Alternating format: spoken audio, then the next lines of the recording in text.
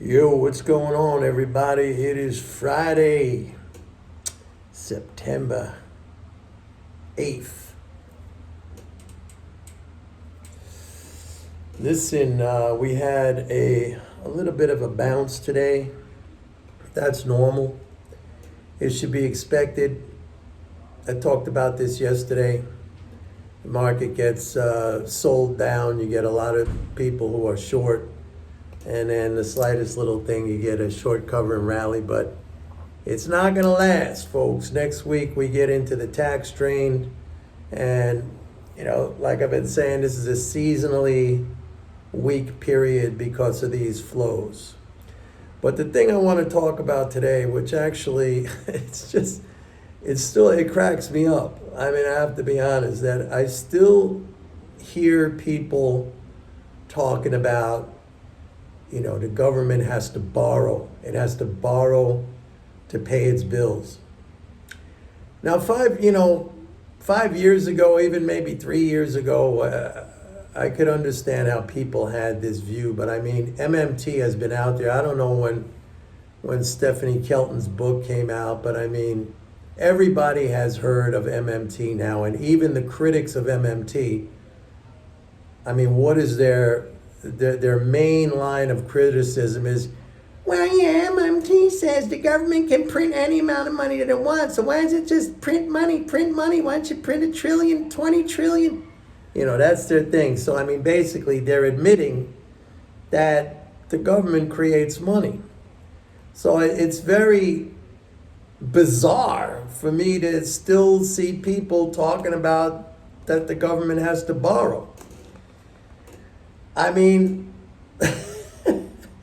you cannot borrow something. Here I go again with this. And I think this should be a very, very easy thing to understand.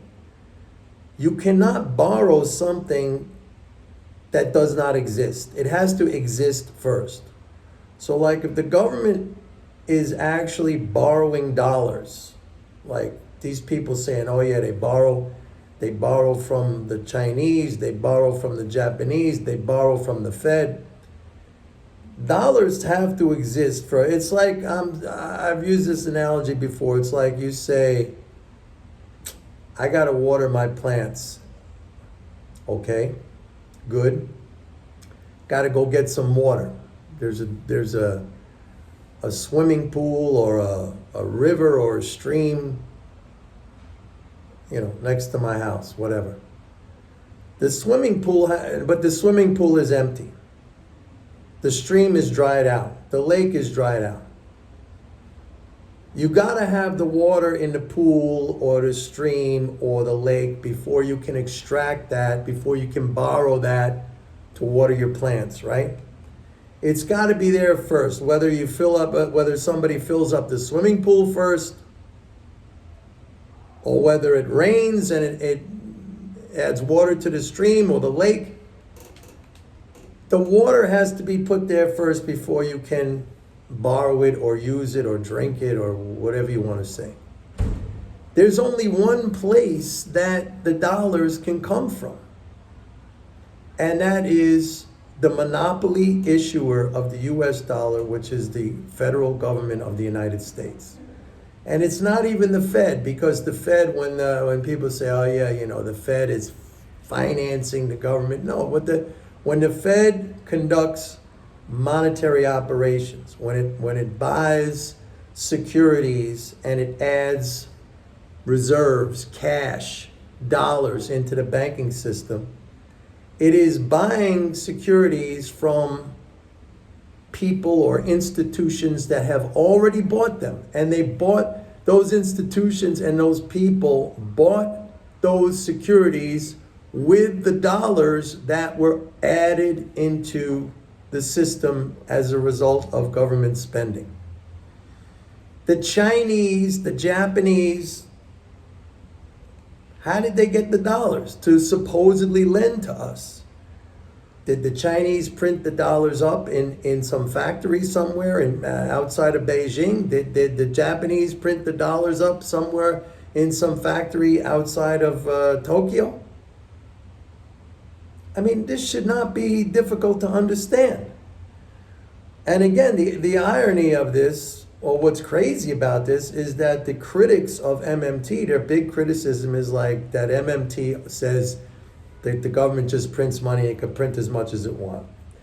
And, that's a straw man argument. That is, MMT proponents, we never say things like that. Yes, we're not constrained, the government's not constrained by tax revenue for its ability to spend, but MMT has always said that there is a risk of inflation if you don't have the real assets which that money is going to be used to consume, right? If you don't have the resources, the natural resources, the labor, stuff like that, and you push beyond the productive capacity, then there's going to be inflation. MMT has always stated that. Always stated that. Never says just print as much as you want and there's going to be no consequence. I mean, that's just a stupid, idiotic straw man argument. But that's this, and it's an argument that it completely holds no water. And I see people, not even like, these kind of novice, idiotic YouTubers who don't know shit, but I see people, high positions on Wall Street economists who say the same thing. It's just fucking bullshit.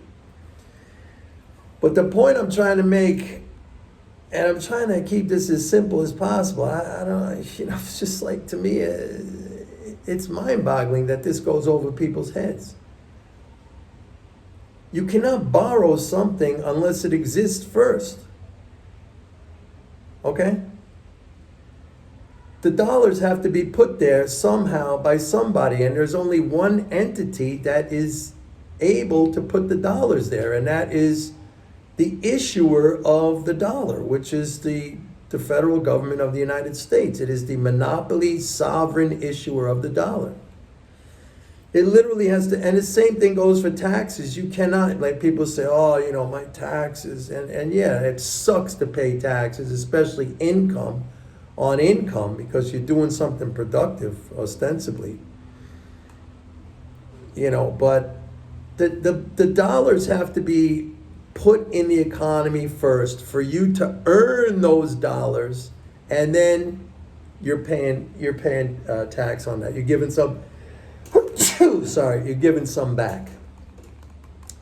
Again, I use the analogy of the Monopoly game. I've used it so many times in the past. Anyone who's ever played Monopoly knows that the game has to distribute the money to the players first. Then when you roll the dice and you land on community chest or chance and it says pay $75, you're giving back a little bit of the money that the game has distributed first. The game has to distribute the money first. If the game doesn't distribute the money first, you can't play the game.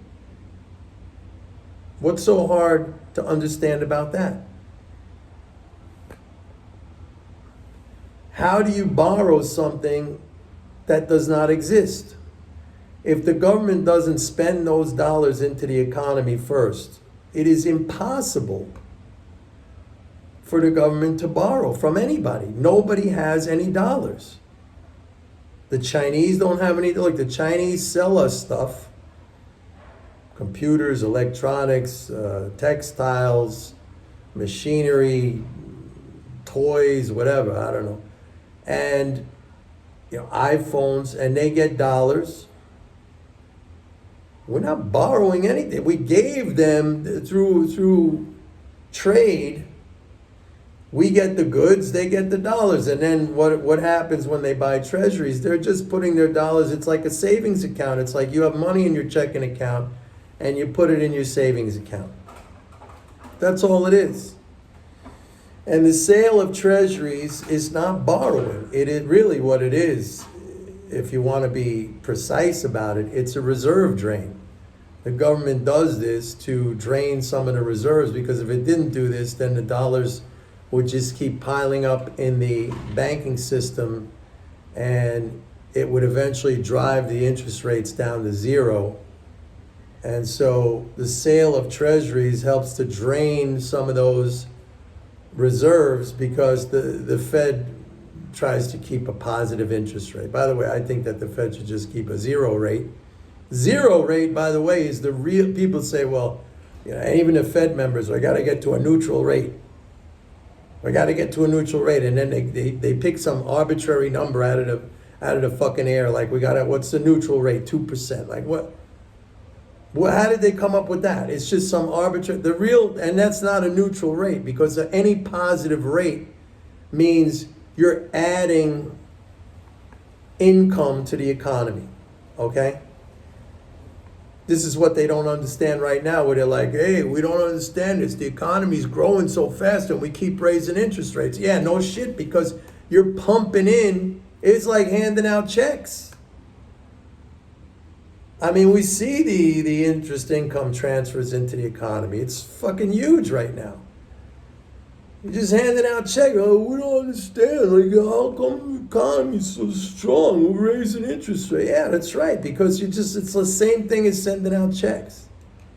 The true neutral rate is zero, because at zero, you're not adding anything.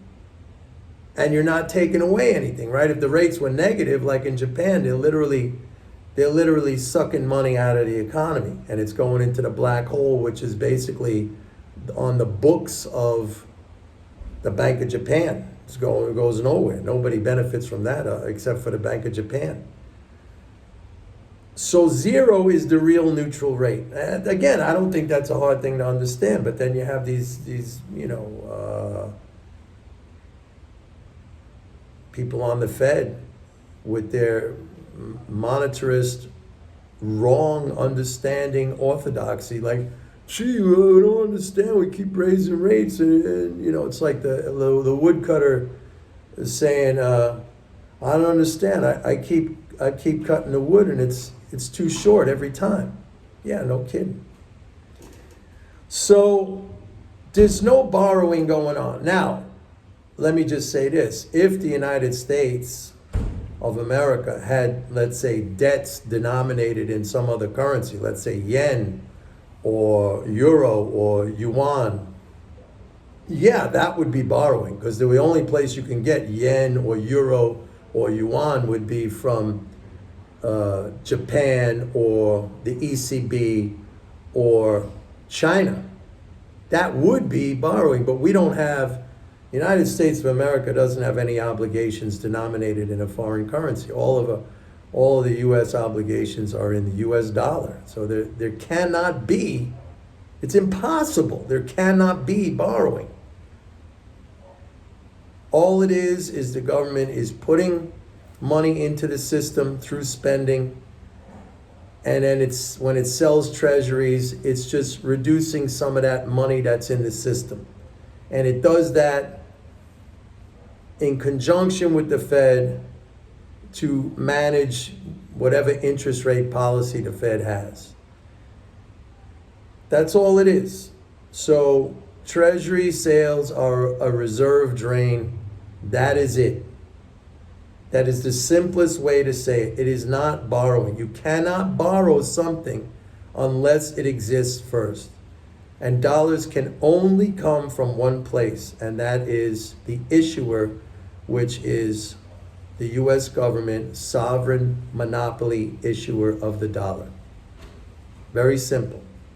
So if your friends say, hey, we're borrowing all this money, I mean, you got to explain it to them. You have to explain it to them, or send them to this video. Because it is just, and this is not a hard thing to understand. But so many people have the wrong idea, including members of Congress, Janet Yellen, like big people, okay? So don't feel bad if you thought this way. Now you don't have to think this way anymore, but there's still going to be a lot of people that do think this way. Help educate them, man. Need more people on our side. Anyway, that's it. It's Friday. Enjoy. Maybe I'll see you guys tomorrow. If not Monday, have a nice weekend. Bye.